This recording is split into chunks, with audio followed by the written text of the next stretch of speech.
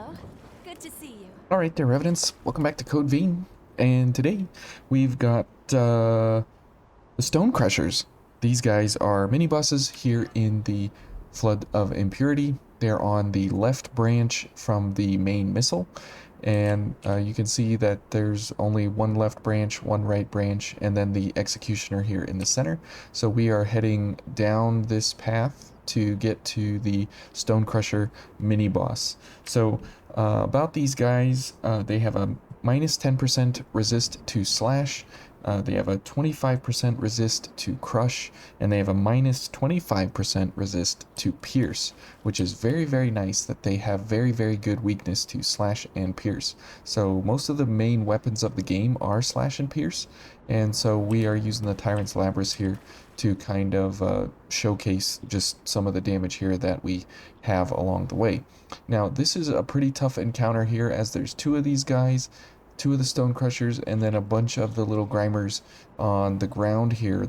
These are the poison variety as well, and so you are typically hard-pressed to do any kind of damage versus these guys. So let's go ahead and see what these guys are kind of all about. Since they are weak to pierce, it makes for really good sense to have a Stinger Veil like this. As you can see, you can do a serious amount of damage in a backstab or a parry.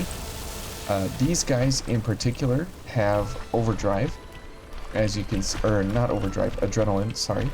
And while he is doing that creep walk, I'm very, very glad that he did that. They have a 60% damage reduction, and so that is very, very, very, very bad. So you never want to hit them while they are in that creep walk there. So you got to be careful to not sneak up on them and damage them while they are doing that.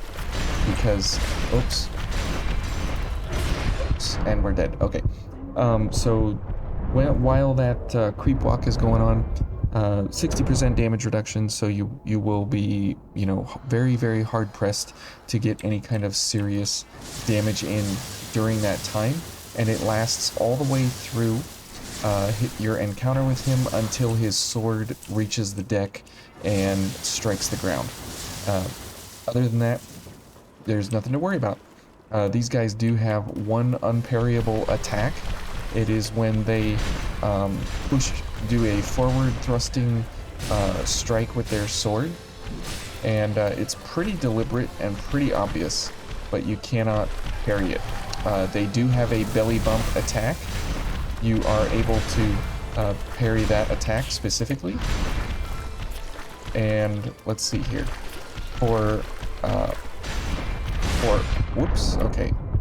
As you can see here, this encounter is just a little bit incredible here for how much things you have to mitigate all at one time with the slugs on the ground and with the Stonecrushers, you know, ripping through you.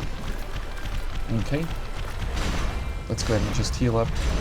So these guys are pretty tough, just because of the fact that there's several of them here along the way. But this is the mini boss arena for these guys.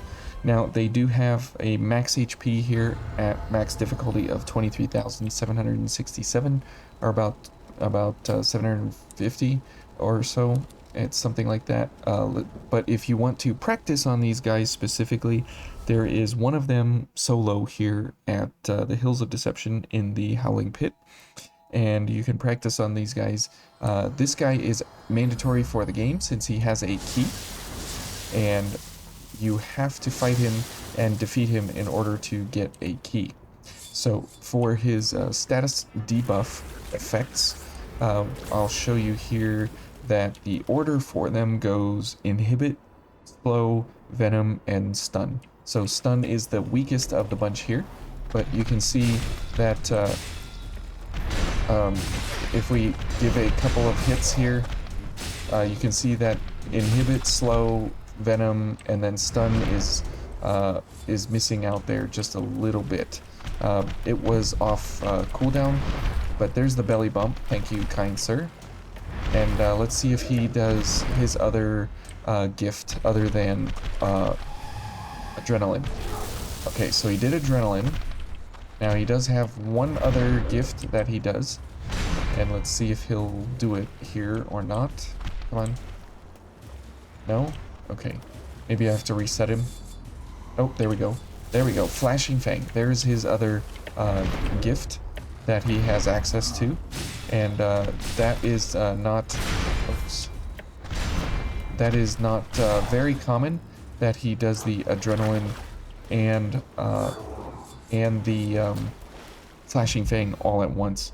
So for his element resistances, he has a 0% blood resist, a 20% ice resist, a 20% fire resist, and a 0% lightning resist. So your best options are lightning, blood, pierce, and inhibit. So if you're having trouble with these guys, that is a really good way to go about it. Fortunately, we do have blood veils that have lightning chromes on them, and so the Ivory Grace, or the Graceful Prominence, or the Master Spines, or there's a couple of good ones. The GXH Assault is a good one. There's several good Stinger Veils. You can use the Graceful Prominence is very good. The Silver Garb is pretty good as well. If you put a Isis Chrome on it, it turns out very well. Then here you have the Master Spines, which does very well as well. The GXH Assault is a very good version as well if you're looking for damage. Also, as well, the Bewitching Thorn would be a good alternative for Lightning Pierce. Oops. So you can find these guys basically littered all throughout Vayne. They're in the Crypt Spire, they're here in the Howling Pit, they're all over the depths in different areas as different bosses at different times. And they hit very hard, especially when they have Flashing Fang active, because it does indeed double their damage, and so you have to have super resistance to them in order to actually take that hit. Now you can mitigate it, obviously, with Foul Blood Barrier, pretty much, and you can do very well in that sense to kind of get rid of them quickly, because you won't have to worry about their extra increased damage at all. So if we go for a couple of gifts here, just to run in with a whatever kind of build, and just go for a little bit of the backstabs here, and let's see if we can go for a parry maybe without the slugs here. Oops.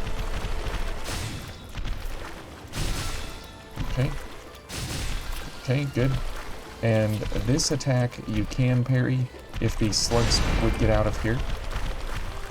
That attack right there you cannot parry, so you have to watch for that. That is the unparryable attack right there, the forward thrust. Okay, let's take this guy. Good.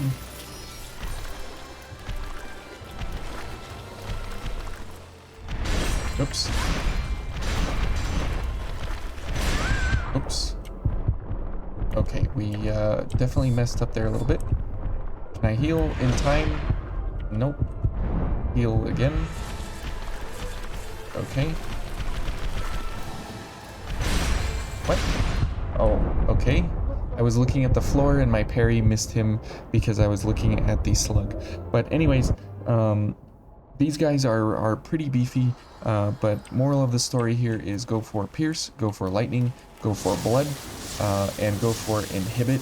Now, Inhibit doesn't do anything except get rid of Flashing Fang and Adrenaline, and so going for Inhibit kind of ideas is not exactly incredible for these guys, just because of the fact that you know, they don't really have any good super abilities in regards to that.